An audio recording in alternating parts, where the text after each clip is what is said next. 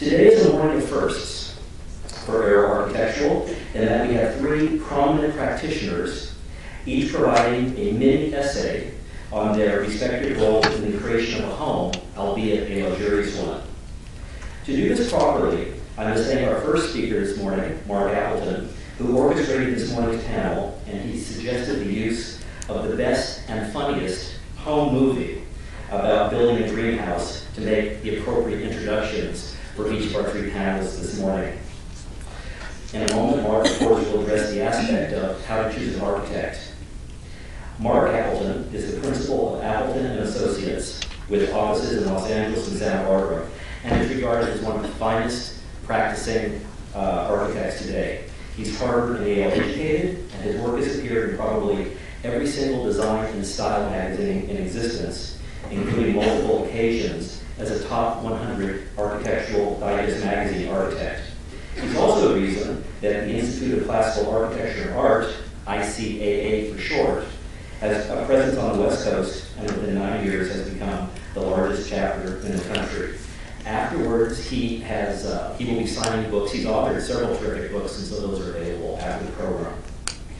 I'm certain that at least half of you in the audience, you must know the movie Mr. Blandings Builds His Dream House. Mr. Blandings, played by Cary Grant, and his wife, played by Myrna Loy, decided to move from the city to the country. As many Americans really did after World War II, as prosperity increased, the idea of going from the city to the country was very appealing. This movie is easily in the top 100 films of all time, and it is as current today as it was in 1948 when it was released. And some of you will appreciate the fact that when the movie was released, 73 replica homes were built across the United States, many of which still exist as part of the promotional plan. Before I start the clip, thank you, Matt Ryan, our top tech with John Arrow Group, who makes all this technology work for us so seamlessly and beautifully. So thank you, Matt. And here we go. Same size. Certainly wouldn't cost any more. Why not look at a floor plan? Yeah, something like this. First floor, living room, dining room, study, kitchen, breakfast room, service porch, maid rooms. Upstairs, 3 family bedrooms, 2 adjoining baths. Well, it's very nice. But don't you think it's a little conventional? Yes, Mr. Sims, if we were going to build a house, we wanted, well, you know, just a little bit different. Oh, yes. Of course, this is just a point of departure. You don't have to adhere to any of this. Well, I don't think we're at all ready to commit ourselves. Oh, no. Of course not. I understand. Well, if this were my house, I'd, well, I mean,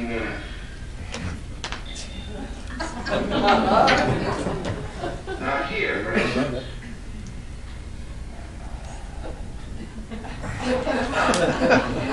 If we could just push out this wall a little and pull it into the bar. Excuse me, dear. These bedrooms are too small, and we'll have a little dressing. Closets, Mr. Sims. Plenty of closets. There's one thing this family needs is closets. It's not a suggestion. And bathrooms, Mr. Sims. Each bedroom must have at least one bathroom. But that would be 4 bathrooms, Mrs. Blandings. I think I better point out. Look, do you think we could manage a little playroom in the basement? You know, nothing tremendous, just, well, something like this. Well, it's always possible. But at the moment, I can't do anything. And I've always wanted a little sewing room, a little utility room upstairs where I could be alone and sew or sulk on a rainy afternoon. Yeah, they probably get. Now, Mr. Sims, not this bedroom, not this one. You're for a large ping pong, nice big poker table. Yes, if you don't mind. And off the kitchen, a little flower. Yes, there should be a terrace.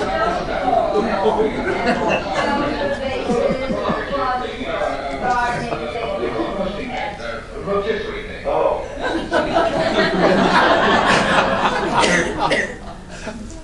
Well, let's see what we have here. In the first place, I'm afraid you've got the upstairs about twice as big as the downstairs. So those closets.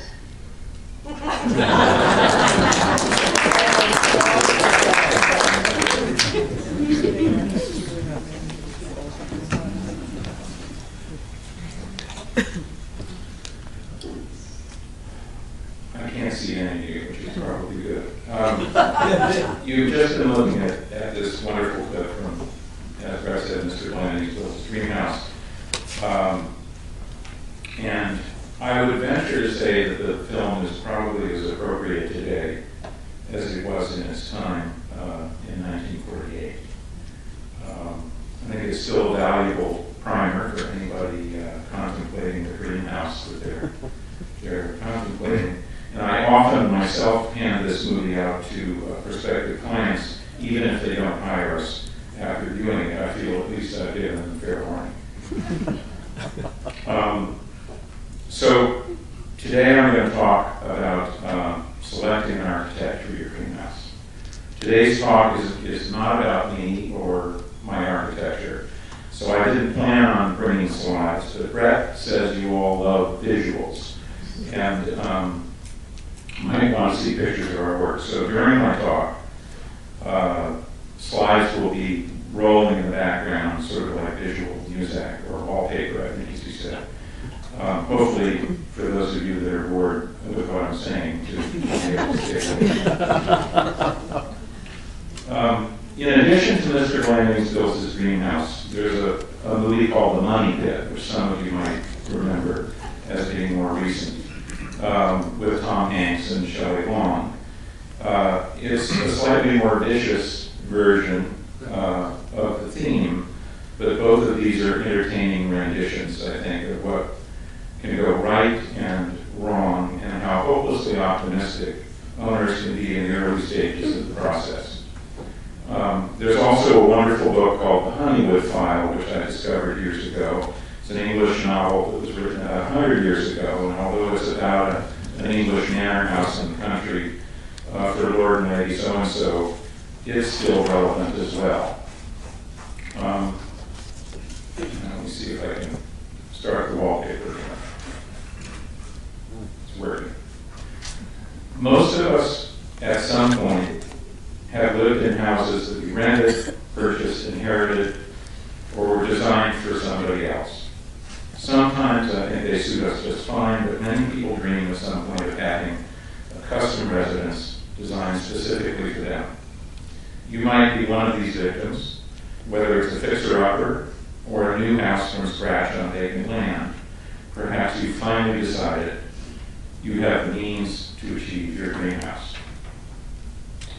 Maybe you're on the brink of buying property to renovate or remodel an existing house or build a new one. So far, no one has been successful in talking you out of or embarking on this idiotic adventure, notwithstanding the pitfalls of the expense, time, and emotional and psychological trauma that usually accompany the anticipated joys and rewards of custom home building. After your real estate agent, the first consultant to engage probably should be your architect. And I would suggest that you hire him or her before you buy property, or at least while you're buying it, so the architect can help you evaluate the potential pluses and minuses of the particular properties you're considering. This is especially true, I think, of a renovation or a remodel of an existing house. How do you go about hiring an architect? Well, the first thing you should ask yourself, I think, is what kind of architecture do I like? Is it contemporary or traditional? What sort of lifestyle and setting for that lifestyle is going to fit me best? One piece of advice, long before you actually interview architects, cut out and collect architectural images and photos of what appeals to you. If you are a couple and can't agree on everything, don't worry. You can each pick out your own. Part of a good architect's job, I think, is to resolve differing opinions. The architecture of custom home building is often the art of constructive compromise.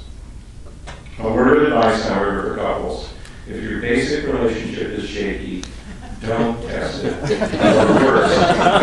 Or worse, think it's going to be hell when building a house. Architecture, no matter how good it is, can't solve marital differences. It will only bring the simmering to a boil. Designing and building a home requires that you as a couple ultimately agree on big things, even if you differ about the small things. It requires that you both can decide together and ultimately mutually concur on things. Couples who believe that as long as she gets her kitchen and he gets his den, everything will be okay. Not true. It simply means you have managed to segregate rather than resolve your differences. This goes for gay couples as well. It's a unisexual rule of thumb. So when you have a sense of what kind of architecture you want, then start looking for an architect. Entertain architects whose work indicates that they have a chance of achieving what you want.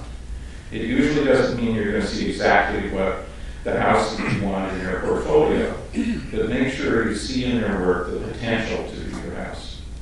There's a common misconception, I think, that because they are trained professionals, architects can be aesthetically flexible and responsive to your stylistic predilections. Some can, but with others, what you see in their portfolio can often be what you're going to get, no matter what they say. So make sure that what you see is what you want, or at least be convinced that the architect is willing to stretch and respond to what you want. A second criteria is experience. You want to make sure the architect has been through this before, not just once or twice, but hopefully dozens of times, and that they have not only survived, but are actually still excited by the prospect of doing yet another custom house, and excited about doing it for you. You should also check references from previous clients. Ask how well the architect responded to expectations and needs, how professionally they handled the design and construction process, and were they happy with them at the end of the day. Choosing the right architect can involve many other considerations, but be sure to give yourself a chance. In other words, don't just interview one. Select several and interview all of them. This is hard because after talking to a few, you can be exhausted, but be encouraged. It will hopefully pay off in the end when you finally find the right one. Another key question is about services and fees. What sort of contractual arrangement the architect suggests or prefers. You want to be able to afford them. If you haven't done it already, you should start outlining all of the related project costs that are likely to be involved in accomplishing your project. A seasoned architect can assist you in doing this, but essentially there are two categories of costs, hard costs and soft costs. Hard costs obviously are things like the land purchase, the construction cost, the furnishings, the equipment, everything that basically is going into your project in the way of labor and materials. The soft costs, on the other hand, are more elusive, and they're often overlooked, I think, before it's too late. And they are starting with real estate fees and escrow expenses, attorney's fees, architect services, permit fees, and the like. The list is a long one. On a further note, I will tell you that generally most owners not only underestimate how long things are going to take, the design, approval, and permitting process, as well as the construction phase, but they underestimate the hard and soft costs. They often do this because they have heard their friends brag, "We just built our house for $200 a square foot." First, this is unlikely, unless the house happens to be in Wisconsin. Second, was this just the actual cost of construction, or did it include all the contingent hard and soft costs? How was the square footage calculated? Did it include the basement, the garage, the pool house? Was it gross or net area? I could ramble on here, but you get the picture. Another reason clients underestimate the costs is that they're psychologically inclined to. They have to be optimists. If they were pragmatic and realistic about the costs in the first place, most of them would be deterred altogether from building a greenhouse and would do something much more sensible with their money. Also, finding out about unforeseen costs later on in the process is, I think, uncomfortable, but it's easier to stomach in little bites along the way that nibble away less obviously at your budget. If you can, however, face facts and confront the overall budgetary reality early on, and itemize the process as thoroughly as possible, from real estate purchase through design and construction to final landscaping and furnishings. And be sure to include the soft costs, because you're going to realize that they're not actually as soft as you thought, and that sometimes can comprise 30, 40, 50% of your budget or more. Now back to your architect. When you think you've found the right one, but before you have your first real design meeting, sit down and write out what the architect refers to as a program. basically your wish list. It's everything you want in the house. It's all the rooms and spaces, the relationships between them, how small, how big they are, etc. It's also everything you want on the outside: patios, pools, terraces, landscaping. It's all of the objective needs, but don't forget to include the subjective needs as well. Your particular personal wishes, dreams, and feelings, I think, are just as important. Don't worry if they don't have any actual visual form yet. That's your architect's job. It's okay to say you want this to be cozy or warm, to be flashy or modest, elaborate or simple, colorful or quiet. Make sure your architect hears your likes and dislikes. Don't pussyfoot around diplomatically because you're afraid of saying something naive that might offend your architect's seasoned and sophisticated aesthetic sensibilities. After all, you're paying them to listen. And if they aren't listening, you shouldn't be paying them. If you have collected and cut out images and photos of the kind of architecture and architectural elements that appeal to you, include these. Some architects may not relish being handed a folder of magazine clippings you have whimsically collected over the years, but hand it to them anyway and explain images that particularly appeal to you. Sometimes the picture is worth 1,000 words, or at least 100. Your program is the foundation from which the design of the house evolves. At the end of the initial schematic design process, the plans and sketches should generally reflect and accommodate your program and expectations. In this initial stage, we typically urge our clients not to compromise their program too much, but to explore their dreams. It may very well be that your target was an affordable 5,000 square feet, and by the end your wish list is 7,000 or 8,000 square feet. But remember, it's still on paper. If you have to scale back at this point, at least you've tried on all of your wish list and will be better able with your architect's assistant to prioritize and cut back. This is when you start saying to yourself, maybe we don't need that gym or that playroom. Maybe we don't need to design the dining room for that once-a-year party with 30. Maybe the home theater can be accommodated in the family room. Maybe the guest house goes, and the mother-in-law can stay at a local hotel instead. If you haven't selected an interior designer or decorator yet, and you want and can afford one after parting with a sizable sum to your architect, you should consider bringing them on board now to consult on the plans fairly early in the schematic design phase. Also include your landscape architect or designer if your architect isn't providing these services. It's not that you need to get into great detail at this stage with regard to the interiors or landscape, but you want these other consultants to comment on and hopefully endorse the schematic design direction and plans. After the plans are set, you don't want the interior designer advising on moving the fireplace to the other side of the room, or that the kitchen is in the wrong place, or the master bedroom too small. This kind of input should happen sooner rather than later while the plans are evolving. Interior designers used to be called interior decorators, and apparently this might have been too limiting a term for their profession. Be aware that some interior designers, especially the more celebrated ones, don't want to limit themselves to the interior decoration and furnishings, but have something to say about and often like to control a great deal of the architecture. Be open, because sometimes they bring good ideas to the table. Speaking as an architect who has endured many designers, however, try to manage this redundant intrusion gracefully, but firmly, or things can get messy and, as generally happens, more expensive. Two collaborative chefs in the kitchen can make for a good meal. The two who are each trying to force their own recipes on the same dish generally don't.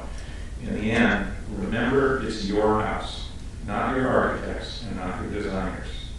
Be sure to establish your interior designers and landscape consultants' budgets and scope of work early on when they are first brought on board. But the point of including them in the preliminary process is to get their suggestions on the architectural plans early enough for it to be included, and the design revised to reflect any beneficial changes.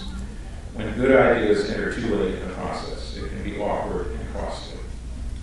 After you have accommodated final revisions to the schematic design, the phase that's generally about 15% of the architect's overall fees and services. This is when you should invite 2 or 3 qualified general contractors to provide itemized preliminary construction cost estimates. Maybe you've already selected the contractor you want to use, and they've even been a part of the design and decision process. If so, you're ahead of the game. But if not, picking a general contractor is also a challenge that needs a bit of conscientious research, similar to selecting architects and designers. So at this point, I'd like to turn the podium over to Bart Mendel, who I suspect will have a few words of wisdom on that story.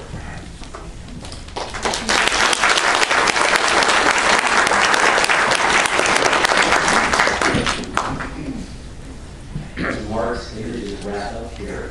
You just received probably the best outline on how to hire an architect, and particularly for the realtors who are in the audience. Mark's notes, he has graciously emailed to me, and if you let me know, I'll email those notes to you, and in turn you can send those to your clients. I mean, what he just said, I've never heard better. So thank you, Mark, very much. Our next speaker this morning, as Mark said, is Bart Mendel, and he's addressing the aspect of how to choose a contractor. This is psychological one. That's great.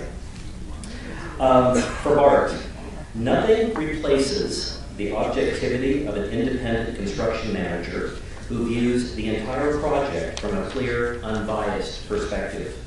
And nobody does that better than Stonemark, established in 1997 by Bart, with offices in Los Angeles and Santa Barbara, and soon to be Ventura. Their clients, their projects, and clients are diverse, but the philosophy remains the same: to bring a harmonious approach to the usual chaos of construction. And the wonderful benefit is, with this organization, oftentimes a 5 to 10% cost savings. The film clip you're about to see, introducing Bart, is a terrific one. It's very short, and I will cue it up in a moment. It's very short, and it will show you how a contractor, not Bart, actually feels about his clients. So one moment. This is the last image from Mark. I believe that's up in Santa Barbara, which was just on the cover, right, of our digest? Yeah, I think December.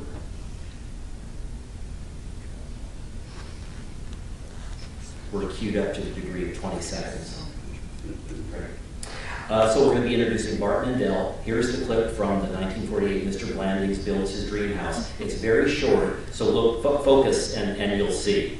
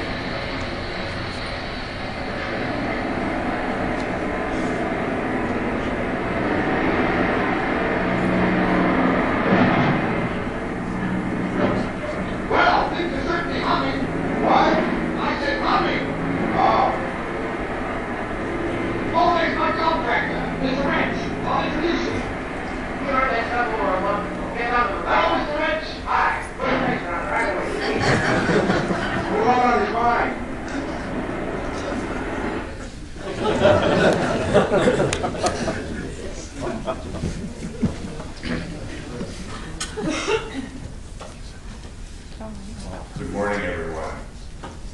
I think everyone has had horror stories about construction, and we're here today to try to help you avoid that. And so the first thing I'd like to talk about today is how not to hire a contractor. I think what people usually do, not only in construction but in life, is if they don't know what to do, they ask a friend.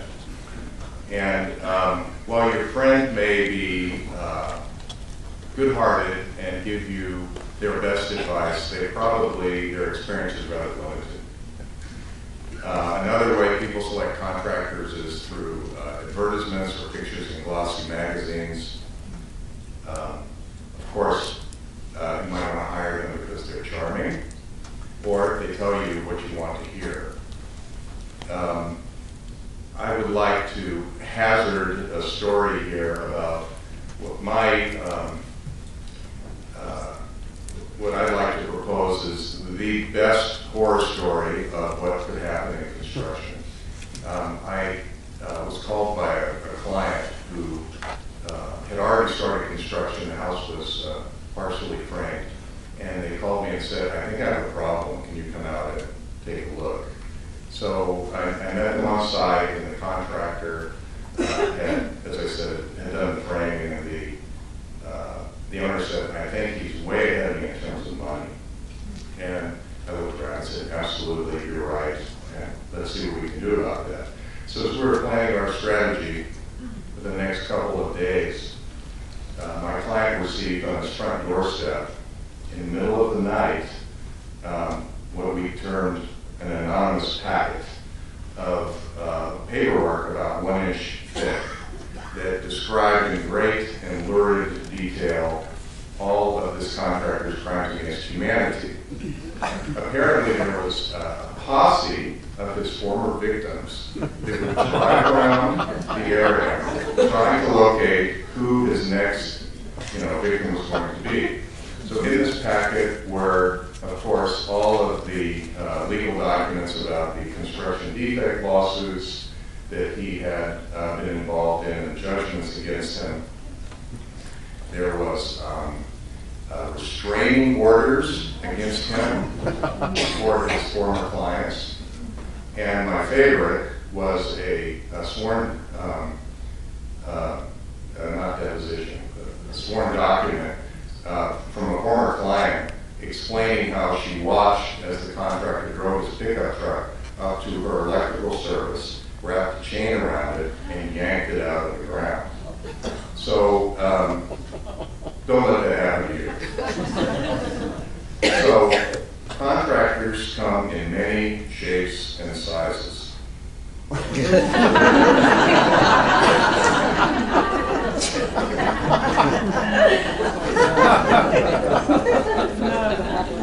So, among all of the choices, how do you pick the contractor that is right for you? Of course, there are many, many good, qualified general contractors, and also some very attractive ones. And there's also many very poor contractors. So, it's important, as Mark said, in terms of retaining an architect, that you know what you want, and you want someone who's comfortable with your architectural style. Just so, it's equally important to find a contractor that has experience in your in building what you want. Contractors specialize in different things. Some of them are very high quality, very expensive. They specialize in working out difficult things in the field. They're very high customer service. Of course, that comes with a price tag. And other contractors, they're all good at different things. So what's really important is to find a contractor that is best for the scale and the style of your particular home. The scale, of course, is the square footage, the dollar value, how complex it is, the finish level. And you have to ensure that your contractor has just the right horsepower for your particular job. Not too much, or they're going to be too expensive and over the top for you, and not too little, because they won't be able to keep up. So how to evaluate contractors? As a professional construction manager, this is what we do all the time, and so we've identified 3 important steps on how to evaluate contractors. The first one is to clarify the needs of the project. What are we going to build? The second is to actually pre-qualify contractors. Pre-qualify, and that means find 3 or 4 contractors who have the right match for your project. Finally, and only then, after they're pre-qualified, do we ask for bids on cost and schedule. So first, clarify the project. As Mark talked about, there are many different types of architecture, and are we talking about a traditional home in a flat lot, or a wildly contemporary They're very different in terms of the type of contract you need and complexity. Also, what kind of client are you? I can't say enough about how often a client has, they have a huge impact on the project, needless to say, and sometimes it can veer to a negative impact. And so you want to be really clear on what it is you need as a client.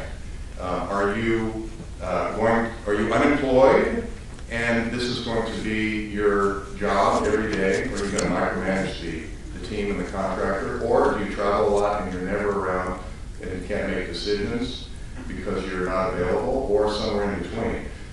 Really, understanding yourself and from an objective point of view and is very helpful in terms of picking not only the contractor but the entire team. So in terms of, I think the most important step is what I call pre-qualifying contractors. So again, this is to narrow the field of all of the potential contractors to 3 or 4 that are actually appropriate for your home.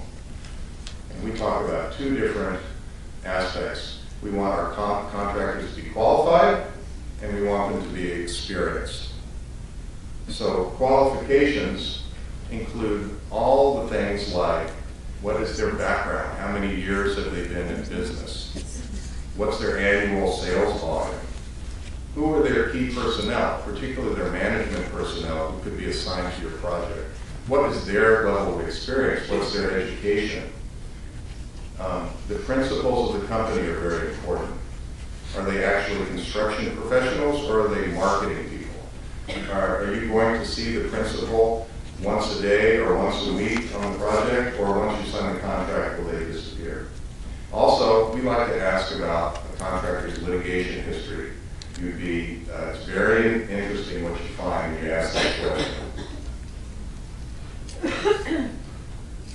So that was having a contractor who is qualified. The second aspect is having a contractor that is experienced. So we want to see contractors that have relevant experience in your particular project. So they have built a home of a similar scale in terms of size and value, cost and schedule.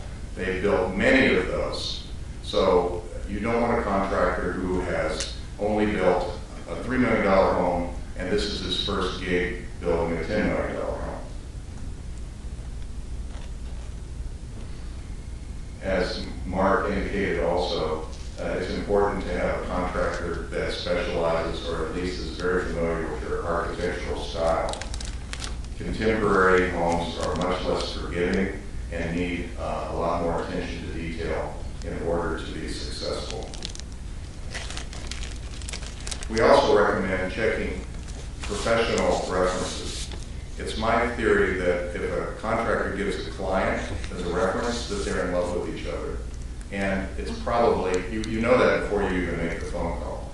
Much better to check professional references, which are your architect, your attorney, particularly if they're experienced in construction in the area, business manager, or of course your friendly neighborhood construction manager can help you with that.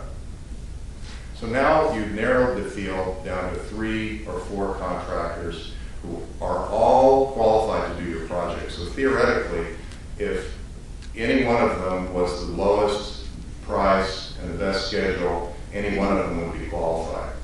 Again, this is important because one of the worst things that can happen in a bidding process is you have some very qualified contractors, 1 or 2, and then you have someone who's working at a much lower level out of their garage pickup truck, and you're not really getting the same kind of horsepower.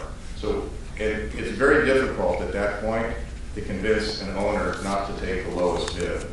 So, and then that's when you end up with often problems. So very important to go through this pre-qualification stage and make sure all the contractors are on an equal playing field.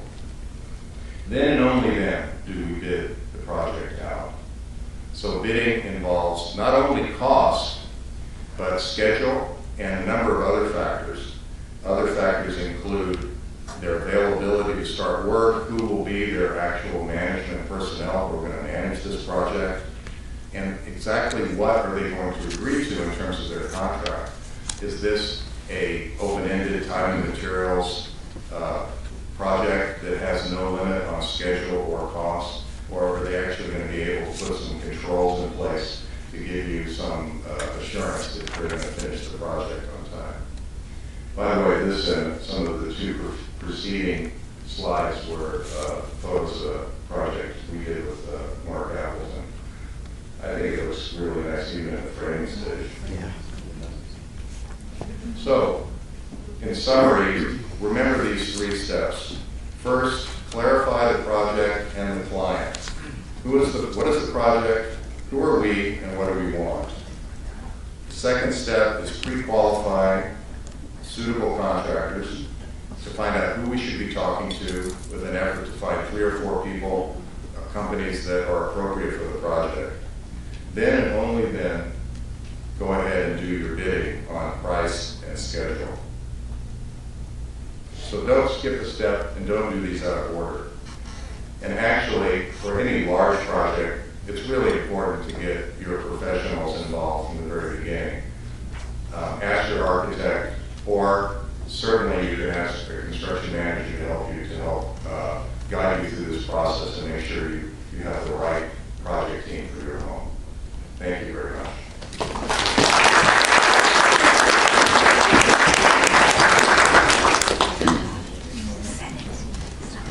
John just whispered to me a moment ago, he said, Brad, these programs keep getting better and better, and I couldn't agree more. Thank you, Bart. Bart's notes that you just saw are also available by email, so if you'd like those, just let me know. I'd be happy to send those off to you. Maya, are you here? Yes. Do you have the jar? Yes. Let's do the drawing before I introduce Kathryn. Many of you are on schedules, and the moment Kathryn's done, I know some of you will need to leave. Just want me to... Yeah. We have to show everybody so you're not cheating. Huh? Okay.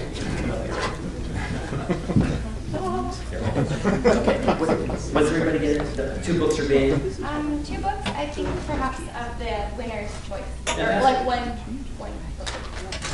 You can. I won't look. Okay, pick the other one. Okay. Cool. Okay. Thank you very much. Carol Merrill. Maya is John's assistant, and she's absolutely terrific. Okay, after the program, Linda Quanine, are you here? Oh, yes. Okay. Okay. Well, you just want a book of your choice, and Sandy Stewart with Polo Bedford, you just want a book of your choice. So terrific. Thank you. Our speaker is Kathryn Ireland, and she will address the aspect of how to choose an interior designer. Kathryn is born in England, and she was raised in London and Scotland, and arrived in Los Angeles in 1986. Her signature style has been described as comfortable, bohemian, and family-friendly, the best of all. Kathryn is the author of 3 books, many of which are available today. So the 3 books, and she launched her first collection of signature fabrics in 1997, distributed in her showrooms in London and West Hollywood, here over on Elmont Drive. Her work has been published in the World of Interiors, Veranda, Traditional Home, W, and Mode Living. In addition, she was named as one of the top 100 designers in the United States by House Beautiful magazine. So we're going to have Kathryn come up in a moment, and I'm going to introduce her with, I believe, and many others as well, the funniest clip in the movie, Mr. Blandings Builds His Dream House. Now, Mr. Joe, we'll talk about the painting. Okay. I have some samples. Oh, there we go. First, the living room. I want it to be a soft green. Not as blue green as a robin, say. No. But not as yellow green as daffodil was. Now, the only sample I could get is a little too yellow. But don't let whoever does it go to the other extreme and get it too blue. No. It should just be a sort of grayish-yellow green. Now, the dining room. I like yellow. Not just yellow, but very gay yellow. Something bright and sunshiny. I tell you, Mr. McElford, if you'll send one of your workmen to the grocer for a pound of their best butter and match that exactly, you can't go wrong. Now, this is the paper we're going to use in the hall. It's flowered, but I don't want the ceiling to match any of the colors of the flowers. No. There's some little dots in the background. And it's these dots I want you to match. Not the little greenish dot with the honey, but the little bluish dot between the rosebud and the delphinium. Is that clear?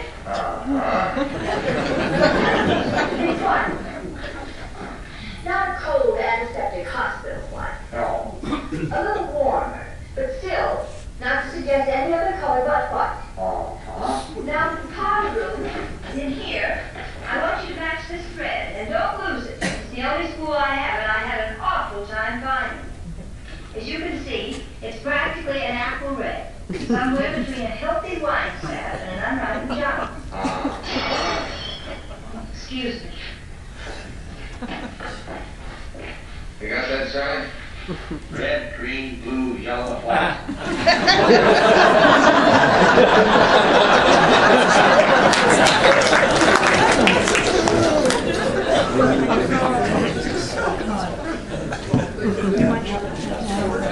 Sliding is not my fault.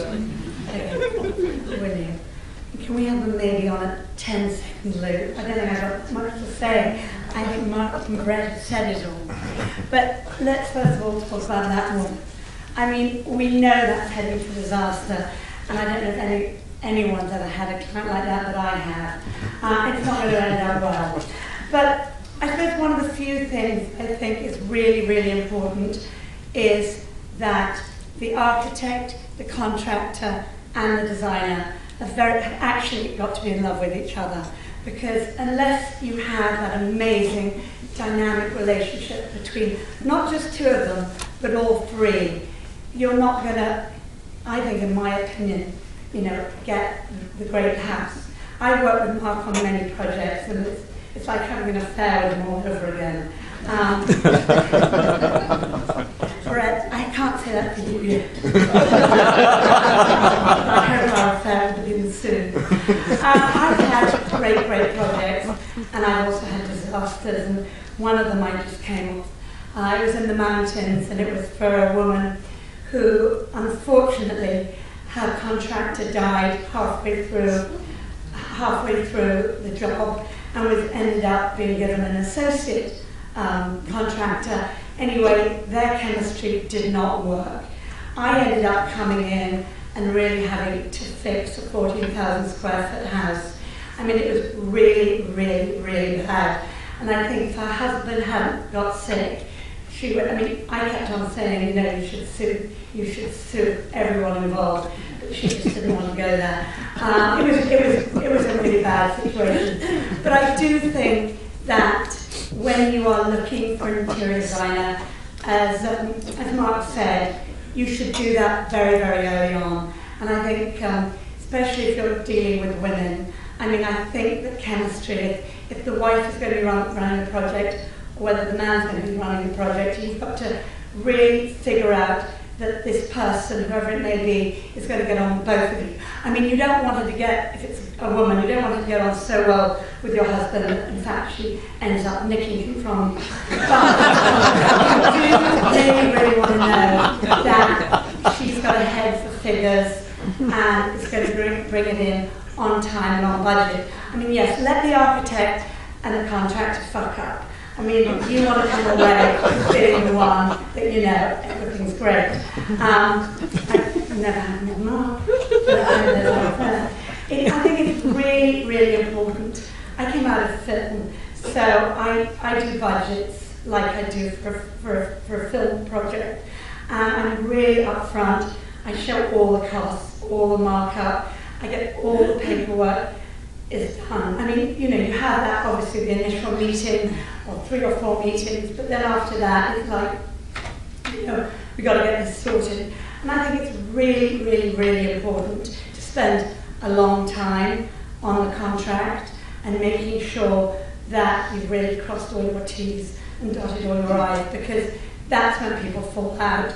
I mean, even when the house is beautiful and everyone loves it, clients tend to have this feeling that at the end of the project they should get a 10% discount, which, by the way, I'm fine with that, but I need to know it at the beginning of the job. So, you know, I think as a client and the husband or the wife, whoever's dealing with the finances, has to make it very clear the expectations. And I mean, one of my projects, which was the first house I built from the ground up, was 14,000 square feet. And my client, he shook my hand, he said, I don't do contracts, you're going to have, and by the way, this was 15 years ago, he said, you've got $500,000, I don't know where you put it, you can't go a penny over. And I barely saw him or his wife during the whole thing, and it was fantastic, and they loved it. And then we got to do the second house, and by this time it was 6-7 years later, and of course my prices had gone up, and but he still wanted me at the price he had before. And at the end of it, you know, there was a whole kind of thing about that, because, you know, it was my fault. I hadn't actually said, actually, in the last 6 years, I've gone up slightly.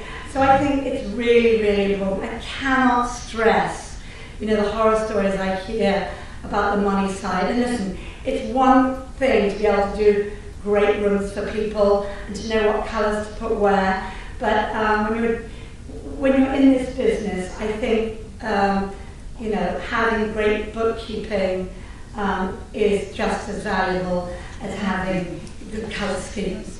And the other thing I think, when you're looking for an interior designer and you've gone through your magazines and, you know, there may be one person whose work keeps on popping up, I think you've got to decide, be very clear, are you going to get them or are you going to get an associate?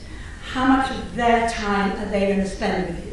Because I think quite often, you know, people think they're hiring you and they end up, you know, getting your assistant. I think it's different with architects, because in an architectural firm, am I not right, Mark? You know, you have people that have worked with you a long time, and they are architects that have been to school and they know what they're doing, and, you know, whether it's the principal or an associate, that the principal will always overlook the plans. But I think what happens a lot of times, a lot of design firms get very big, and you end up being fobbed off to some associate, and sometimes, you know, those associates don't have the knowledge they should have. The beginning of my career, I mean, I didn't come from, I had no formal training, except, you know, I used to be able to throw pillows on my mother's living room sofa, and she didn't really care. And my best girlfriend, Mother would hire David Hicks, so I had an idea of what nice things were about. And also I grew up in England and in beautiful homes, and so I knew what great architecture was and wonderful things looked like. But I think you really have to be very, very clear in the concepts, and we spend, in my office, a great deal of time on the boards. Because I think if you give a client a great presentation, they're going to understand. They're going to understand where this house is going, and also you want the house to have a certain amount of continuity. So I think when you are hiring a decorator, I don't know what to call interior designers now. I think you've really, really got to do your homework. And yes, you know, I've been hired by people, and then, you know, I've even people not giving me back deposits. You know, you go back a month later, you get a phone call saying, well, actually, we're going in another direction. And that's because, you know, they've gone to someone else's house and they've seen someone else's room, and then they change their minds. So I think that whole client decorator designer relationship, you really have to be on the same page. You're going to be spending a lot of time together, and I think way more time than the architect and the contractor might spend, because typically, you know, the wife or the husband want to be involved very much in everything. I mean, it's rare that you get the clients that just hand you the check and say, see you in 6 months to a year. And you want people to be involved. I mean, I particularly like having a client that knows what they want. and those are the best clients. But on the other hand, you do not want someone to micromanage. So I think you have to look, Brett or Mark said, you've got to look at who you are as a person. Are you the person like Mona who was, she's going to micromanage? Because that wouldn't be the right person for me. So, I mean, I think if you are laid back and you can handle that kind of person, good luck. But I think that the reason people hire us is we are professionals and we do know what we're doing. And I think one of the important things is, like anything in life, you get what you pay for. And I know that when I was starting out, and I really, as I said, I came out of film, I had 3 boys in 4 years, and all of a sudden I couldn't get up in the morning to go to the set. So one thing led to another, and my friends said, would I do their houses? But there was so much I didn't know. By the way, I didn't even know that the PDC existed. I mean, I had no idea. I used to fly to London to get my fortunes. That's how tragic I was. Anyway, aside from that, all the things that happen, every time I do a job, something new and unexpected comes up. And early on in my career, I was doing an apartment in the Central Park West, and for a friend of mine, a very dear friend of mine, and he'd seen £180,000 dining room table at Christopher Hostel on Pimlico Road, and he called me and said, Kathryn, you're in London, go look at it, if you like it, buy it. Well, I had the foresight to say, you know what, let's take it on memo. By the way, on memo is my favourite word, and I tell all my clients that anyone doing anything has to know you don't have to buy it. You just say, can I have this on memo? So anyway, we got it on memo and we shipped it to New York, and it was one of these huge kind of tables that divide into pies, and they're very difficult to put together. They can be bigger, they can be smaller. They should be around £180,000.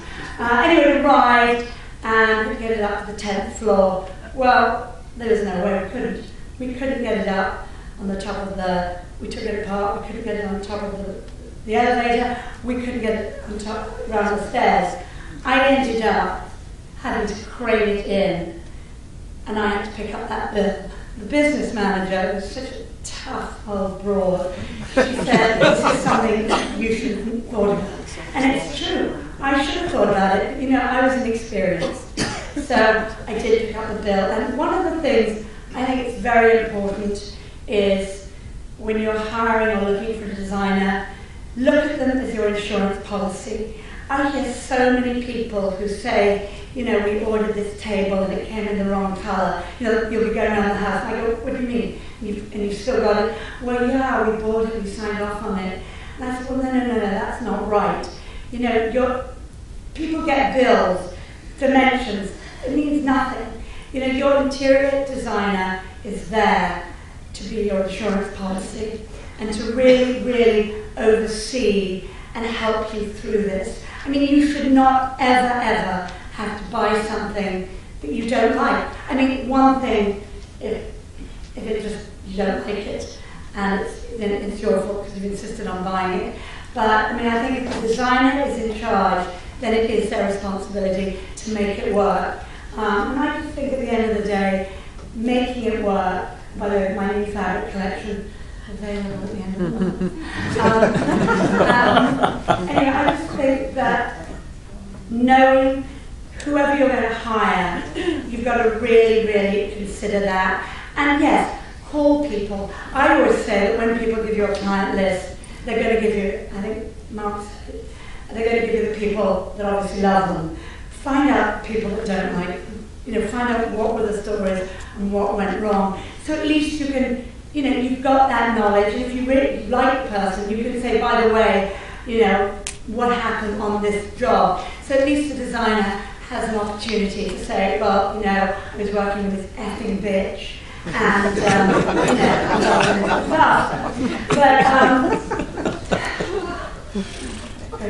I'm swearing, limited today. So really, I think that I would say, especially if you're dealing with a lot of money, I think the architect is key. see what the architect wants. And if that's you're building from the ground up, if you're just remodeling and making some curtains, then you've got there are a lot of great people out there that can do that.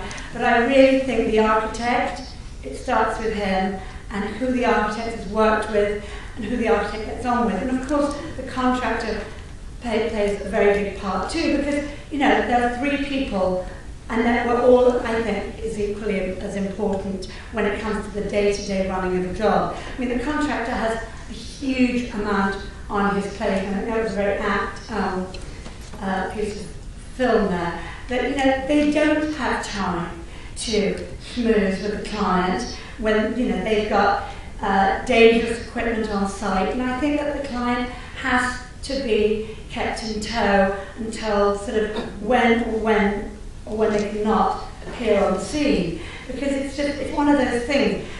You don't want them seeing a lot of stuff, because that's when they start sort of second guessing themselves. Have I spoken too long?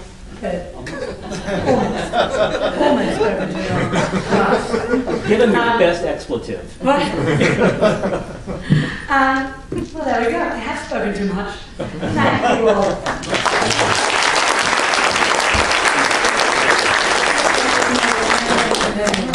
Delightful. And I was going to say, I'm going to take those notes, we'll scan them, we'll make them available. Really? But Do you want to look at those notes? Look at them. The expletives deleted. But thank you everyone for coming. Remember, Arrow Architectural number 9 is next month. Michael Lair, contemporary architect. Book signing in the lobby. Please come visit with us. And thank you very much. Thank